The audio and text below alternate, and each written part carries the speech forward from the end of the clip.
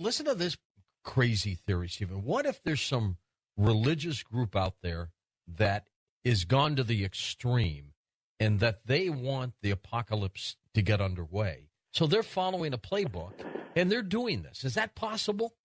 Well, they're killing only birds, it's not killing religious. fish. Well, it is. I take it back. You just basically spelled out, George, the plan of the Illuminati, okay? Here's the deal. I'll make it so simple. Satan says, God didn't do a good enough job. We're going to make a better human. You don't have to worry about dying and facing eternal judgment.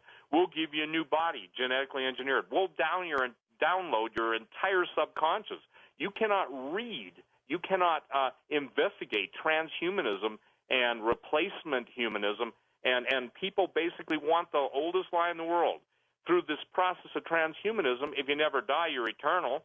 If you have all the strength in the world, you become a mighty man of renown, and then you basically get to go on in perpetuity. But the problem is, you can give somebody 98% truth and they buy into it, but the 2% is what not only destroys them. So this is what the Bible talks about, this period, the Great Tribulation. It also talks about the time of sorrows. One of my favorite sounds, I've said this on your show, and I'm seeing less and less of it, is the sound of children's laughter or a smile or if you will, just the joy of being alive. I'm seeing people's lives broken, their dreams shattered, their health destroyed, their hopes vanishing. And I'll tell you what, it really bothers me. If somebody says, what motivates you? It's really simply this. I don't want to see people die. I don't want to see 5.5 billion people wiped out. And as a student of ancient technology, current technology, and technology that exists, I've given up trying to explain people future technology because it's like hard enough when you're trying to pay your rent or figure out if you're going to be able to eat next week to worry about what they're doing on Mars, okay? And just real simply, remember everybody heard there's no water on the moon, there's no water on Mars, now there's water on the moon, there's water on Mars. Oh, by the way, we might have, primal life on Titan or this or that. And then you go to Frank Rich and the guy that developed some of the most top-secret aircraft through the Skunk Works, and he said, we've already been beyond the stars. So how do you take people beyond the stars if they can't feed themselves? The Illuminati, the Luciferians are going by the book, George. They're the religious group, because it is a religion, and they are the ones that are orchestrating all the wars, all the famines, and that the whole point is the destruction of 5.5 billion people. Now, that ought to make that ought to make about 11 out of 12 people pretty angry. Are they running against a deadline? Yes, they are. And that's a really good question. They have their own time frame. Now, their time frame coincides with the Bible. There are people, Christians fight over if it's a 3.5-year tribulation or a 7-year tribulation, and everything else. But the thing is that what we're trying to do is explain to people that let's take the financial crisis, okay? And I know you've had Gerald Celente on and others, but that's all orchestrated. That's all orchestrated. And by the way, when the statement was made, we're doing God's work by Goldman Sachs' former president, to plunder the American public and taxpayers of $16.9 trillion, that's not talking about the God who gave the Ten Commandments. That's not talking about Jesus Christ. That's talking about Lucifer. Jesus said the love of money is the root of all evil. I will tell you a little thing I've learned. You control the money, you control the people. You follow the money. How many times have you heard that? Follow the money trail. Well, and you and I have looked at that for everything that happens on this planet, and that's how you find your source. Yeah, and so when it all points to them, so if the love of money is the root of all evil, then the control of money is the root of all evil, so you look to who controls it. I'll give you a good example. The new $100 bills, you remember they were going to be brought out, and then they were stalled, and they claimed they were having printing problems? Mm-hmm. If you've seen a picture, Google this, everyone, you'll see in the right-hand corner $100, but it's in gold. And you'll see kind of like some kind of a structure. It looks like a square with kind of going to a rounded top. Almost looks like a chess piece. And that was held off because people are starting to get the idea, hey, there's something being planned, and the something being planned is a global currency. And the person that headed into the bunker, I got to go back to that. He said this, George. He said, I never knew cities underground like this existed and people with such power and titles I never heard of before in my life. Now, are they making these facilities because they think something's happening? Maybe they know an asteroid is coming this way, or are they planning this real big event? Well, they're planning to implement it, and they know that the earth changes are coming, and there's a biblical passage about the rich and powerful men running literally into the clefts of the rock, into the caves of the mountains to hide themselves, but it's not going to keep them from meeting God in his judgment. So, see, it's interesting, okay? We've got and you know this, Nostradamus, and you know you've had different people on your show who are experts on Nostradamus. You know that there are so many prophecies through history, but I'll tell you this. I have never, in the emails I've had so many people having dreams, having visions, having really being disturbed. These are people that don't even listen to me or read any of my stuff or even know what's going on. When I get them from different places around the world, it really starts to make me see that there's if you will, an awareness now that's out there that things are changing so fast and furious, and it doesn't bode well for humans. Stephen, of all these, what's going on with the biochemists and those scientists that you and I have talked about over there? They're being systematically terminated either for one or 2 points. Number one, what they did know, and number two, what they could know. What they did know was any involvement they would have been involved in with developing any specific bioweapons. George, they have race-specific bioweapons. They have DNA-specific bioweapons. And by the way, the person that told me about the chip being the size of a pencil point told me that it's specifically tied to your DNA, okay? It's going to go in the right hand on top of the hand because he said this. He said your vein structure, look at your vein, hold your hand out in front of you, and your vein structure and mine are totally different. They're unique. Just as fingerprints are unique to the individual, so are the vein structures on, i.e., your hand and your forehead. That's right out of the book of Revelation, that the time is going to come when no man can buy or sell. And these people who are non-religious are and they make no claims about it. They do. This one made it clear. They are a Luciferian. They worship Lucifer. They believe he is God, okay? And the prophet Jeremiah cried out against it, saying, woe unto them who call evil good and good evil. So what I'm saying to you is this, okay? A guy calls me. Let me encapsulate this because I don't want to get out. Tells me he's in an underground city, tells me they're getting ready for, first of all, the financial collapse, and then the release of biological agents, and then they talk about earth changes, and then they talk about the generation of earth changes. It's really interesting. Do you remember the Kobe earthquake, the big one in Japan?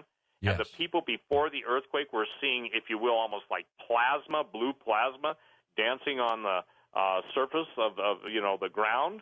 Mm-hmm. And then all of a sudden the earthquake, that's kind of a common phenomenon. And now we've got all the birds dying, and birds navigate magnetically, actually geomagnetically, off of the ley lines and all the different... Oh, yeah, you screw that up, you screw them up, and look what's going on. You got it. And so what's fascinating to me is that, and the fish, okay? I believe a lot of the fish are dying because of what's being released into the water as the faults become more active. It's my contention that these faults are not, for instance, the New Madrid. This is not just every time, this is not just a historic event. This is something that's being helped along, if you will, okay? And when you see everything happening in Arkansas, primarily, whether it's the birds or the fish initially, and then all throughout, even down into South America, if you take what's called the antipodal point, in other words, you take wherever there's an earthquake and put a rod straight through the earth where it comes out, you're going to find something interesting. You're going to find that a lot of the events taking place in South America are also taking place in Australia, i.e., remember the big New Zealand quakes in Christchurch in New Zealand has had and look at the floods in Australia now, too. Yep. And see, so what I'm trying to say is, and there used to be an argument, do floods trigger earthquakes? Well, maybe they should be asking the other question. Obviously, earthquakes could trigger floods, obviously, and to the point of the fountains of the deep being opened up. So Absolutely. And this is what I'm saying. I really want people to understand this. And let's get it in next hour, Stephen, as we come right back, plus conversations with Stephen when we come back on Coast to Coast AM. And, of course, conversations with Stephen Quayle tonight on Coast to Coast AM as we talk about giants, the Illuminati, and all kinds of incredible stories here on Coast to Coast AM. So the game is underfoot, Stephen, isn't it? Can we win? Can we beat these people? Well, there's going to be 3.5 years of total hell, and the only way to overcome it, and listen, yes, we can, yes, we will, but it'll be not by might nor by power, but by the Spirit of God. Listen, I want to share something that I just got in my email, just as we're talking on the air, okay? Sure. It relates to someone being threatened in real time if they were to have an interview with me, okay? Let's just say this. A certain physician with a lot of ties and understanding of biological and chemical warfare was being interviewed, and when he said, well, you can't really do anything to me because I'm a 7-year-old man. Well, they threatened people in his own family, they being the federal government. So here's the thing I want to bring up. I love this country, George.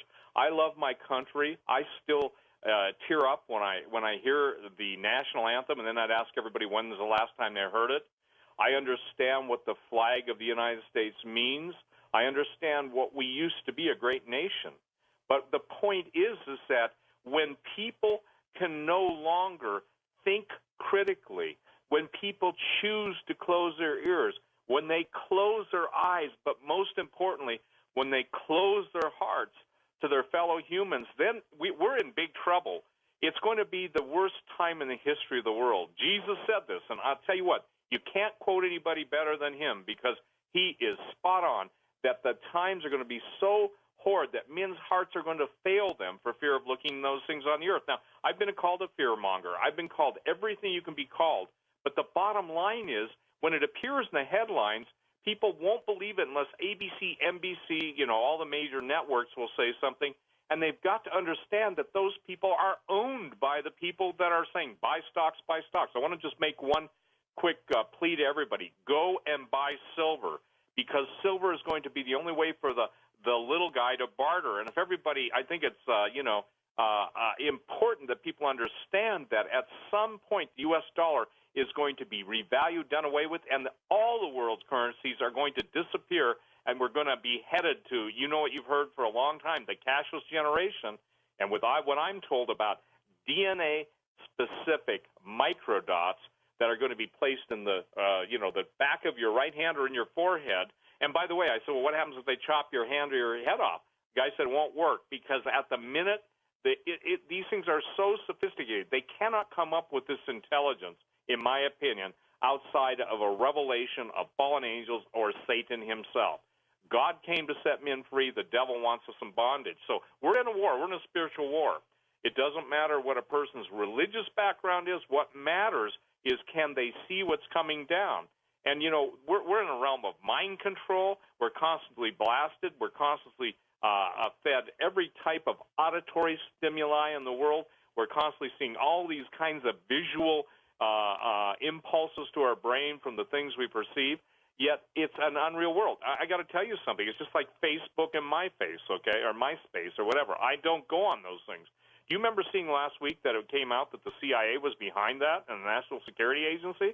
Or monitoring them or something like that? Well, no. They were some of the guys putting up the money to have people build their own spy dossiers.